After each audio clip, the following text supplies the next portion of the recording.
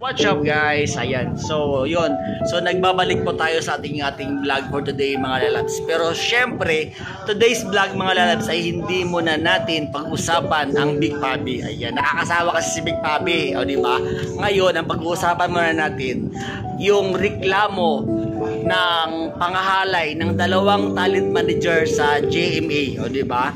Actually talaga, sobrang ano talaga yun, sobrang epic talaga yun, yung si Mulak. Alam mo ba, kanina talaga, sobrang alam mo yung nakakaawa yung kanyang nakakaawa yung kanyang itsura sa kamera kanina na nireklamo niya yung dalawang talent manager ng GMA7 dahil yun na nga sa pangtutsurba, pangahalay ng kanyang anak na si Sandro Mulak. Ayan. Pero syempre, so today mga lalabs, ang ating vlog for today ay mga artista. Sino-sino nga ba yung mga artista na may kaso na nagreklamong pangahalay sa kanilang mga talent manager? Ayan. So, okay, umpisa na no. Pero syempre, bago natin umpisa ng ating vlog mga lalaki, like and subscribe na kayo sa aking YouTube channel. And syempre, yung mga hindi pa nakapag-membership, pa-membership na po tayo. $2 lang po ang pa-membership mga bebe. So, click na join po, pa-membership lang po tayo. $2 lang po ang pa-membership. And syempre, mag-subscribe na rin kayo sa aking Super VIP Telegram channel. Ayan, o, diba? So, yun. So, isa sa mga problema ngayon, yung kinakaharap ng mga artista, yung mga pangahalay ng mga manager. Which is, lagi naman talagang nangyayari yan. Uso na ngayon yan, actually. Lalong-lalo na yung mga artista, na, alam mo yun, mga sikat, yung mga artista na hindi pa sikat, tapos yung mga manager nila, na mga baklang-bakla talaga, tapos alam mo yun, na, lalo na yung manager mo na, what do you call this, na sobrang libog na bakla, ay nako talaga, patay ka talaga. Pero nagkamali sila actually. Mali sila ng binangga dahil itong si Sandro Mulak ay nagreklamo, nagsumbong sa kanyang tatay na chinorba siya ng dalawang talent manager ng GMA. So today's vlog mga lalab, sino-sino nga ba yung mga sikat ngayon, mga artista na sikat ngayon na nagreklamo na pangahalay ng kanilang mga talent manager? O, parang may naalala ako actually, taga ABS-CBN, parang may kilala akong ganyan, na talagang lahat ng mga artista niya talagang sinukchak niya. Tapos ginawang service actually. Ginagawa silang service na, 'di ba, bakla, 'di ba? Tapos yung artista. So pasikatin yung artista, tapos tsurbahin yung talent manager. Ganun yung eksena. Uso na yan ngayon actually. Uso na yan. So yun, ang ating una sa listahan ay si Hans Montenegro. Ayan. Way back 5 years ago, itong si Hans Montenegro, nung hindi pa to siya masyadong sikat, yan, nagreklamo din yan actually. Nagreklamo din yan sa kanyang talent manager regarding sa pangahalay na chinorba daw siya. Alam mo yun, na hinipuan daw siya. Hindi lang hinipuan, kundi talagang chinorba talaga siya. Uso na yan ngayon actually. Gwapo yan si Hans Montenegro. Gwapo yan. Ayan, ang ating pangalawa sa listahan ay si AJD. Ayan, si AJD ay isang star magic artist. Kasabay namin yan actually. So, itong si AJD actually, kapatid to ni Inchong D, which is pareho sila ng talent manager. Ito na nga yung eksena mga bebe. Ito na nga yung kwento ha. Ito yung kwento. Hindi to chismis ha. Kundi totoo talagang nangyayari talaga to. Yan. Si AJD at saka si Inchong D ay magkapatid. At nagkataon na pareho sila ng talent manager. Ayan. So ngayon, akala siguro ng talent manager na, alam mo yun, na syempre kasi di ba, syempre hindi pa sila sikat dati. Kaya itong mga talent manager ng mga bakla, alam nilang talagang chinokchak nila yung mga artista nila. Uso na yan ngayon mga bebe. Oo, uso na yan ngayon. Kita niya naman si Coco Martin, di ba? Kita mo si Coco Martin, di ba? Bago yan sumikat sa di ba? Naging indie film actor yan, di ba?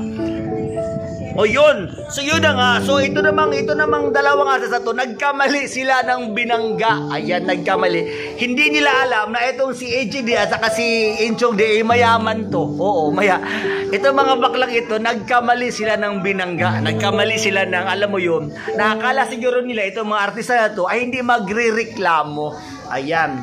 So ang ating pangatlo sa listahan, ito na nga ang pag-usapan natin ngayon, ang ating pinaka topic today, itong si Sandro Mulak. Ayan.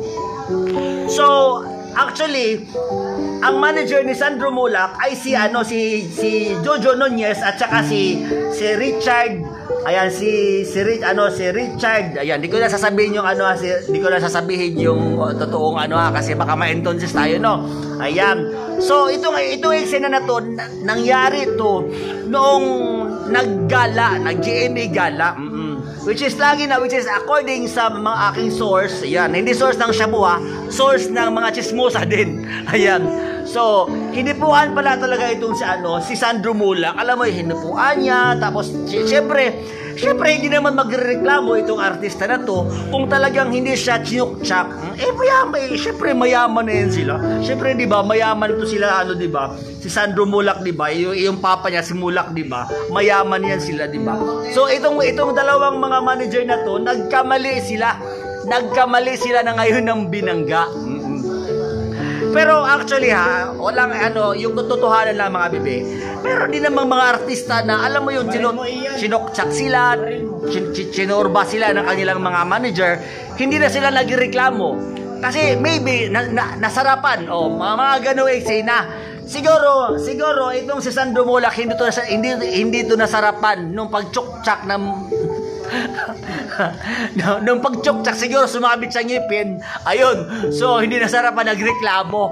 Yung mga ibang artist hindi naman na dead man na lang sila kasi wala yun na lang yung nila para pasikatin sila ng mga managers nila. Alam mo yun.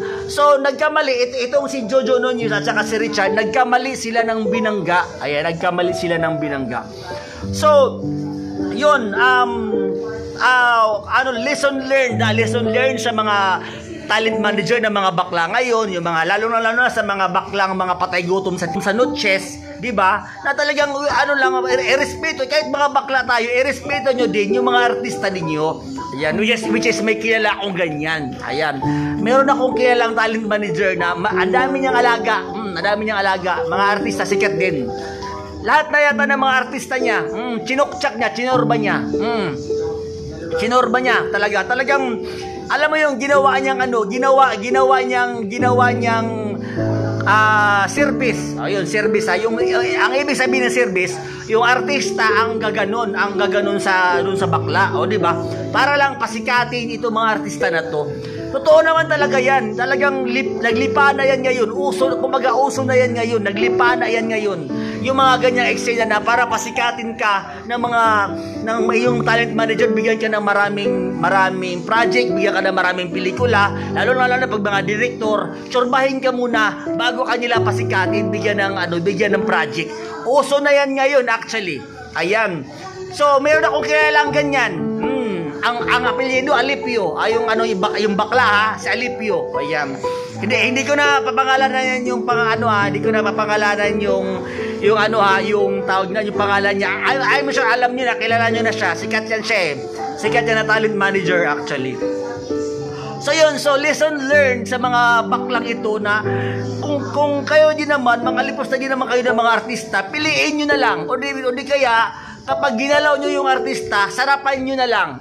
Talagang isubo nyo talaga kumbaga, sarapan nyo para hindi magreklamo. Siguro itong si Sandro Mulak, hindi siya nasarapan. Ganon ang eksena. Sera, di ba? So yun, lesson learned na yan sa mga bakla, yung mga bakla na mga managers na respetuhin din naman natin yung mga artista natin. Ayan, di ba? Parang may alam mo yung may pinaghuhugutan itong mga sinasabi ko, di ba? May hinuhugutan. Ayan, so uso na yan ngayon talaga. Kaya yung mga payo ko lang yung sa mga baguhang mga artista ngayon, 'di ba? Yung mga baguhang ano ngayon, kung kayo ay mag-artista kayo, wag kayong pumili ng manager na bakla. Ang piliin nyo, babae. At lesson learned na sa atin yan, mga bebe. So yun na nga, itong si Sandro Mulak ngayon ay nagreklamo na nga yung tatay niya at gumulong na sa kamera yung kaso dahil yun na nga yung pang-aalipusta nila sa mga artista. Yun, nagkamali. Itong si Jojo Nunez at saka si Rich nagkamali sila ng binangga actually.